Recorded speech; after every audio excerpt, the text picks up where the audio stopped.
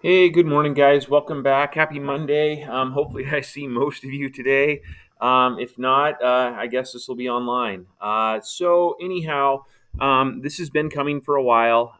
We've been doing practice analyses, all right, for advertising. And as I indicated last week, we would have a learning check, all right? It was supposed to be last Thursday and Friday. And so we're going to start that today. And it's actually going to be a 3 day learning check, all right? And this is why I want you. One, it's lengthy. Two, I want you to take your time and I want you to do the best that you can do right now. All right. So I'm going to give you 3 days in class. All right. That doesn't mean save it all till Wednesday. Okay. And it doesn't mean that we are not going to have our regular work that we and schedule that we normally do. I just need you to put in an honest effort on it each day. And when any point along the way you find yourselves in need of help or assistance or clarification from me, you take the responsibility and ownership of that and you ask me. All right. So please, please, please ask for help. All right. So here's going to be a quick walkthrough. Okay. So the learning goals are essentially the same that we've been working on in the practice. You've been doing the practice, they should be familiar to you. All right. Basically, what I'm looking for is that if you can identify the devices, strategies, and techniques that advertisers use to create logical, emotional, and ethical appeals. I'm also looking to see if you can analyze how those rhetorical appeals support an advertiser's claim. All right. Here we have a Toyota Corolla advertisement from National Geographic in 1971.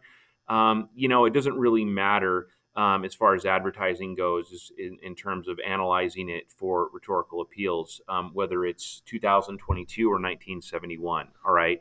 So, here's the advertisement that you'll be using. You will need to dig into it deeply in order to, and carefully and time and again in order to successfully complete the learning check. All right.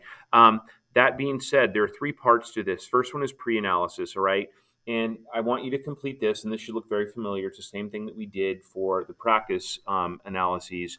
I want you to complete this section to kind of situate yourself in the context of the advertisement before you complete the analysis part, which is part two. Okay, so there's the background information piece and the visual elements piece as well. Please provide brief but complete sentence responses here. All right.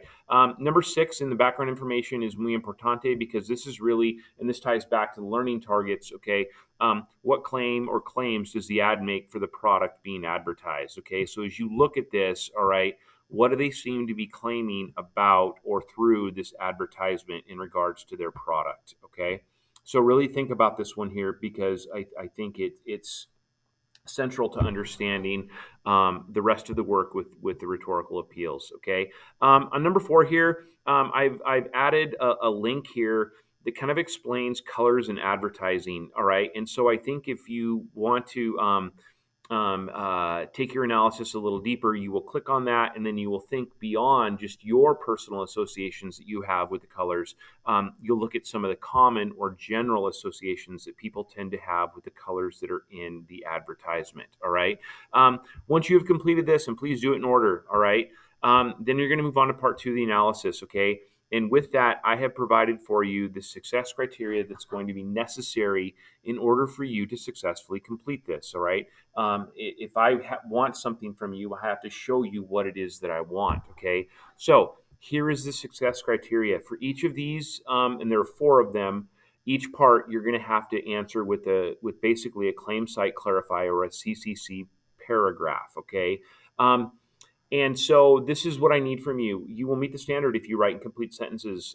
If you don't, you don't meet the standard, and you're going to have to go back and fix that for me. I need you to organize your paragraph in a claim site clarify structure. Click here to see an example. I'll get to that in just a second. Establish focus by making a clear claim that directly that answers the prompt. Click here to see example. All right. Develop my paragraph by citing specific textual evidence or describing specific visual evidence from the advertisements, which shows where I discovered my claim. Okay. Um, Further develop my paragraph by clarifying the connection between my claim and the evidence. All right. Demonstrate a depth of understanding of the rhetorical elements, and adhere to the basic conventions of standard written English. All right. Meaning, I need to see periods at the end of sentences. I need to see capital letters at the beginning of sentences. I need to see the letter I capitalized when it's used by itself. All right. The list goes on. These are the expectations. If you meet the expectations, you'll have succeeded. If you don't, then you're still at it. It doesn't mean you failed. It just means you have more work to do, and we'll keep at it until everybody gets there. Okay. And so all of these, click here to see an example. What I did for you is I made an example paragraph. Okay. Using, which should be familiar to you, the Kobe Bryant vitamin water advertisement that we used in one of the practices. Okay. And I used it with pathos. Okay. And so to show, this is just an example of the questions here. All right. My example paragraph, here's the key for the colors. The claim is in yellow, the site is in blue, and the clarify is in green. All right. You don't have to do this to yours, but if you were to do it, it should look similar. All right. The claim should just be one sentence long. The site might be one or two sentences long, and the clarification, the explanation where you're showing that link between your claim and your site, all right, should be longer. Okay.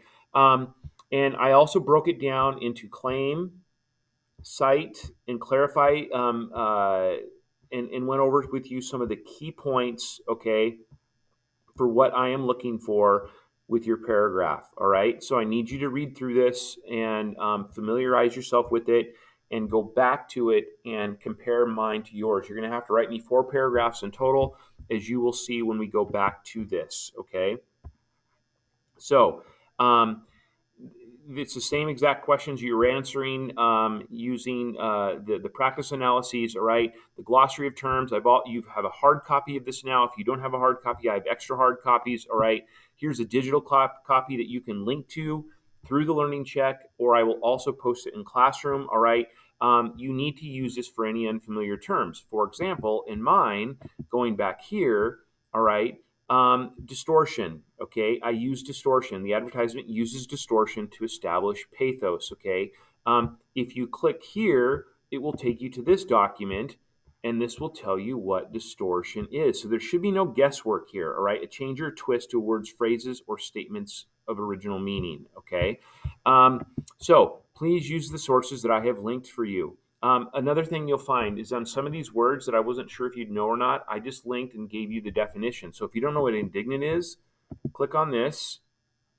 and it will take you to the definition of indignant. All right. So I'm trying to make this as simple for you as possible by providing resources and examples and models. Okay. So you're going to make your way all the way through this. All right. And that will mean you have to write me 4 paragraphs, all right, in each of these tables, okay, following the model that I have provided for you in the example paragraph, all right.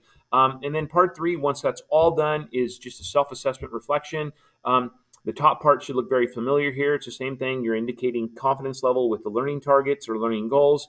And then I just have 5 more questions down here at the bottom. Most of them are yes or no. Some of it you might have to explain a little bit, and feel free to explain anything that you want to. But I really need you, for both of our sake, to answer honestly here. All right. There's no penalties that are going to happen if you didn't do the practice, et cetera, et cetera, et cetera. This is just a good way for you and I to kind of see what you did or what you didn't do in preparation or during the actual learning check. All right. So that's it in a nutshell. Again, I'm making this over 3 days, not because I want you to save it all until Wednesday, but because I want you to take your time. All right. You will also have your grammar growth, your journey journal, and your Ignite Writes or your literacy stuff each day. All right. Along with reading and everything else that we do. Okay. And so please budget your time. And as I said at the outset, if at any point or place along the way you need help, it's why I'm here, and it's your responsibility to ask for it. So please let me be that for you. Best of luck on this, kiddos.